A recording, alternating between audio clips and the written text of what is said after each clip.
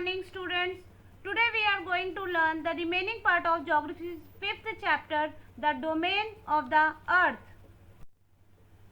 In our previous video, we learned the first domain of the Earth, lithosphere. Today, topics to be covered are introduction and second domain of the Earth, hydrosphere, in which we will going to learn about the oceans, Pacific Oceans, Atlantic Oceans, Indian Oceans and Arctic Oceans. Introduction. The Earth is a blue planet because 70% of Earth's total surface is covered with water. देखिए previous chapter में अभी हम पढ़ के आए हैं कि earth is called a blue planet. क्यों? क्योंकि अर्थ जो है उसकी सरफेस जो है उसका 70% जो है वो किससे कवर है? विथ वाटर से. और जब हम अर्थ को स्पेस से देखते हैं तो वो ड्यू टू वाटर है, उसकी वजह से वो ब्लू कलर की शो होती है.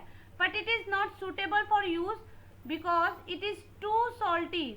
अब ये देखिए 70% पानी है, लेकिन ये 70% पानी जो है वो हम कंज्यूम नहीं कर सकते क्योंकि ये पानी जो है ये टू सॉल्टी है. ओशियंस का पानी होता है जो कि बहुत ही नमकीन होता है और सूटेबल नहीं है यूज के लिए. Approximately 2% of total water is fresh water that is fit for human use. सिर्फ 2% वाटर ऐसा है जो कि फ्रेश वाटर के रूप में हमें मिल रहा है जो कि हम कंज्यूम कर सकते हैं. Look at the picture students. यहाँ देखिए आपको अर्थ दिखाई दे रही है that is in blue colour, जो कि पानी की वजह से, वाटर की वजह से ब्लू कलर की शो हो रही है. और नेक्स्ट है आपको पाई डायग्राम दिया जा रहा है जिसमें आपको पता चल रहा है कि हमारा सॉल्ट वाटर मतलब 97.5% जो है वो हमें सॉल्टी वाटर मिला है वो 70% में, और सिर्फ 2.5% जो है वो हमें फ्रेश वाटर के रूप में मिल रहा है. मतलब सिर्फ यही पानी जो है वो हमें यूज लायक मिल रहा है जिसे हम कंज्यूम कर सकते हैं. इसीलिए आपको कहते हैं कि वाटर को कभी वेस्ट नहीं करना चाहिए. Hydrosphere. Water covers a very big area of the earth surface and this area is called the hydrosphere. देखिए अर्थ सरफेस में जितना पानी है, ठीक है, मतलब जो भी एरिया पानी से कवर है उसे हम हाइड्रोस्फीयर कहते हैं. इस हाइड्रोस्फीयर में हम हर चीज को इंक्लूड कर सकते हैं जिसमें पानी है. पानी के हर एक फॉर्म को हम जो है इंक्लूड कर सकते हैं, like ice, water, water in oceans, rivers, lakes, ice in glaciers, underground water, water vapor in atmosphere. Oceans. According to size, there are only 4 officially recognized oceans on the earth: the Pacific Ocean, the Atlantic Ocean, the Indian Ocean and the Arctic Ocean. The Antarctic Ocean, जिसे Southern Ocean भी कहते हैं, is not yet officially recognized. देखिए size के according student सिर्फ 4 officially recognized oceans हैं, ठीक है. एंटार्क्टिक ओशन जो है वो ऑफिशियली रिकॉग्नाइज्ड नहीं है, तो हम सिर्फ 4 ओशियंस के बारे में पढ़ेंगे.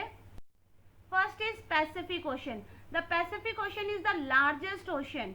It spread over 1/3 of the earth. Pacific ocean जो है वो लार्जेस्ट ओशन है और अर्थ के 1/3 पार्ट पर वो फैला हुआ है. Mariana trench, the deepest part of the earth lies in this ocean. देखिए मैरियाना ट्रेंच जो है वो डीपेस्ट पार्ट है अर्थ का, ठीक है, जो कि कहाँ पे लाई हो रहा है?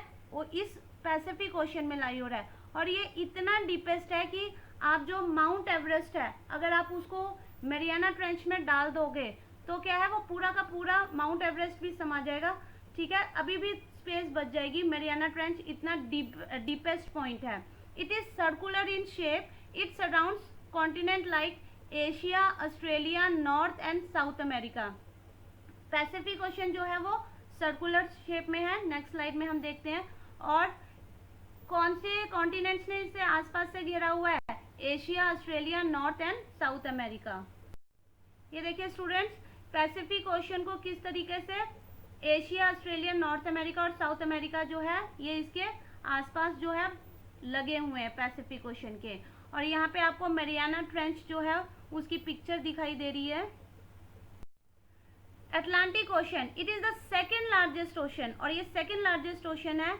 It is S shaped ocean. ये एस शेप में है, ठीक है. जब आप पिक्चर देखोगे तो आपको दिखाई देगा, शो होगा कि ये एस शेप में है. तो आप याद रखना कि एस शेप में जो ओशन है वो कौन सा है? अटलांटिक ओशन है.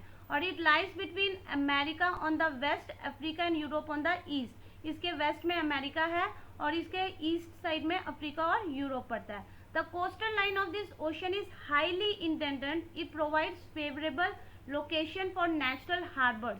अब देखिए ये इंपॉर्टेंट चीज है, हाईली इंटेंडेंट मतलब क्या है कि वहां पे रॉकी सरफेस है, मतलब जो इसका कोस्टल लाइन है वो कटी हुई है, जिसकी वजह से क्या है एक नेचुरली पोर्ट, नेचुरली बंदरगाह जो जिसे हम कहते हैं वो मिल गया। अब क्या करना है, बस शिप्स लानी है, वहां पे पार्क करनी है, ठीक है। आपको कोई पोर्ट बनाने की वहां पे जरूरत नहीं है, नेचुरली वहां पे हार्बर जो है वो मिल चुका है।